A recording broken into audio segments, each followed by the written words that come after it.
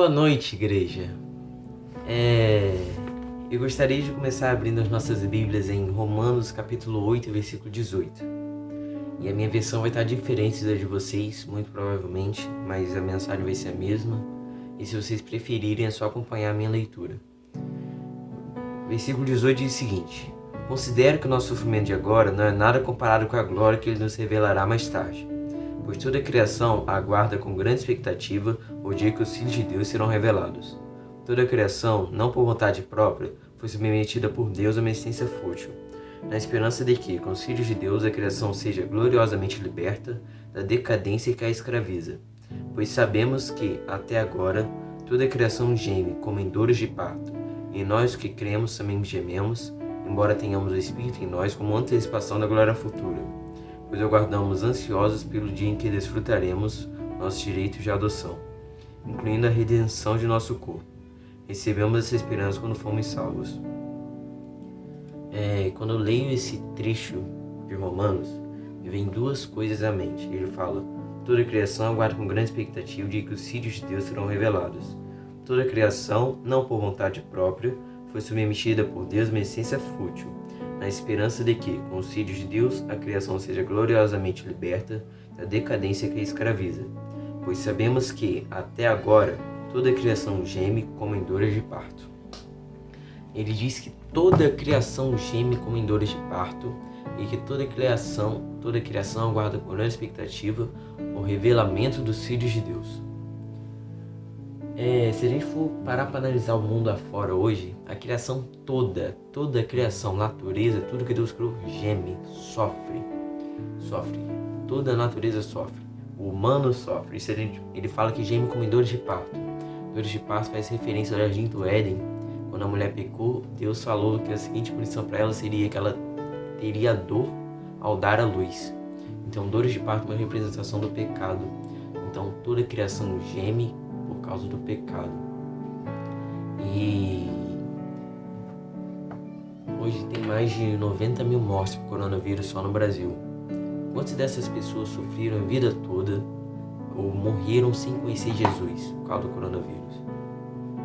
E quantas pessoas afora morreram sem conhecer Jesus? Porque se a gente for olhar para a igreja também, a igreja está muito acomodada. A gente vai à igreja os domingos e acabou, entende? Quando o certo seria a gente pregar o evangelho que Jesus mandou a gente pregar. Mas, infelizmente, não é o que acontece hoje. Mas, como diz aqui, toda a criação aguarda com grande expectativa o dia que os filhos de Deus serão revelados. Os filhos de Deus serão revelados, o que se encaixa com as profecias das 10 virgens, onde umas vão ter o azeite e outras não. E a gente precisa estar pronto para essa revelação, porque ela está próxima. Porque vai chegar uma hora onde quem tem o azeite vai se separar de quem não tem, vai separar o joio do trigo. Porque não é porque a gente está dentro da igreja que a gente tem o Espírito que a gente está salvo. Isso é uma busca individual de cada um, mas a nossa missão também é individual. Deus nos deu uma missão para cada um realizar. Mas para isso a gente precisa do Espírito Santo. E o Espírito Santo está acessível a nós. Facilmente a gente consegue ter o Espírito Santo, a gente consegue estar pronto para a nossa missão, para a gente pregar e espalhar o Evangelho. Porque em João 16, versículo 5, diz o seguinte: Agora, porém, vou para aquele que me enviou. E nenhum de vocês me pergunta para onde vou. Em vez disso, entristecem-se por causa do que eu lhes disse. Mas a verdade é melhor para vocês que eu vá. Pois se eu não for, o encorajador não virá. Se eu for, eu enviarei a vocês. Quando ele vier, convencerá o mundo do pecado, da justiça e do juízo. Do pecado, porque o mundo se recusou a crer em mim. Da justiça, porque eu voltarei para o Pai e não me verão mais. Do juízo, porque o governante desse mundo já foi condenado. Então, ele diz que se se Jesus não for, o encorajador não virá. Por que o encorajador não virá? Porque o Espírito Santo não tem como habitar em um templo que é o nosso corpo, que é impuro. Então a gente precisava que Jesus fosse, morresse, limpasse os nossos pecados para o encorajador vir. Jesus fala para os discípulos dele não saírem de Jerusalém até que o encorajador viesse, pois sem encorajador a gente não consegue fazer a obra de Deus. E por isso que nós temos a profecia das 10 virgens e por isso que os filhos de Deus serão revelados, porque vai chegar uma hora que a gente vai estar pronto. E a gente precisa estar pronto. A gente precisa se separar, porque é uma coisa iminente. É uma coisa que mais cedo, mais tarde vai vir.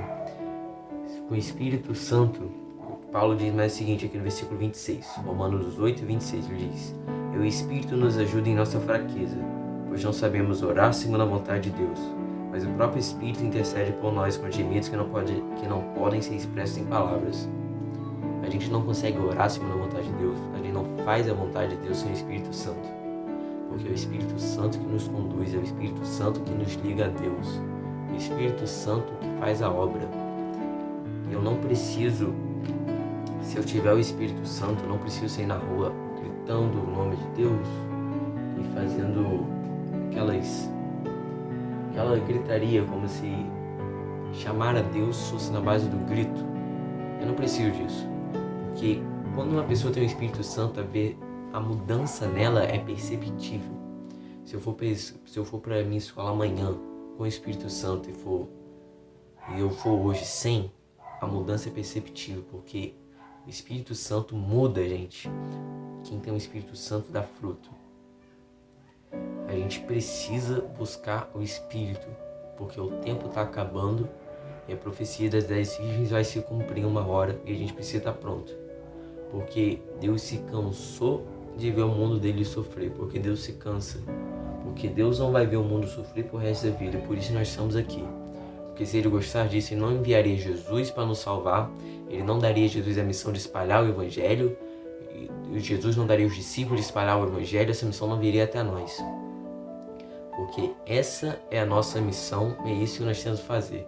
Mas para isso nós precisamos mais uma vez do Espírito Santo. Jesus diz também que, a Bíblia diz, na verdade, que todo aquele que procura acha e todo aquele que pede ganha. Então por que a gente não procura? Por que a gente não pede?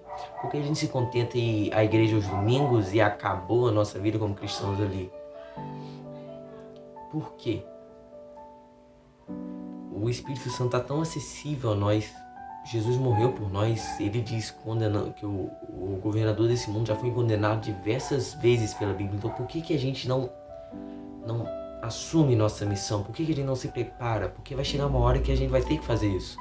Porque essa foi a missão que Jesus nos deu. Então por que a gente se contenta em ir à igreja aos domingos?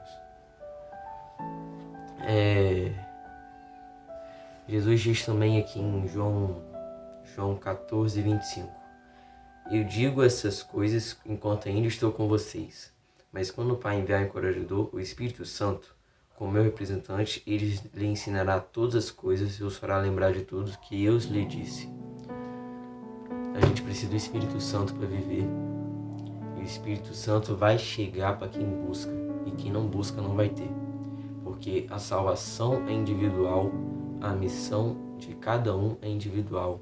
Apesar de nós sermos um corpo com Cristo. Exatamente por nós sermos um corpo, cada um tem sua missão. Cada um vai contribuir de uma forma. E não se engane, porque muita gente acha que ir à igreja aos domingos é a garantia da salvação, mas não é. Não é. Eu posso ir à igreja aos domingos, mas eu posso ir no inferno, porque essa é a realidade. Porque a realidade das profecias de 10 virgens é que vai ser separado o joio do trigo, quem tem o azeite e quem não tem. Quem tem o azeite vai fazer a missão de Deus e quem não tem, não vai. Amém. Eu gostaria de orar agora. Pai, prega a sua palavra em nossos corações, Senhor.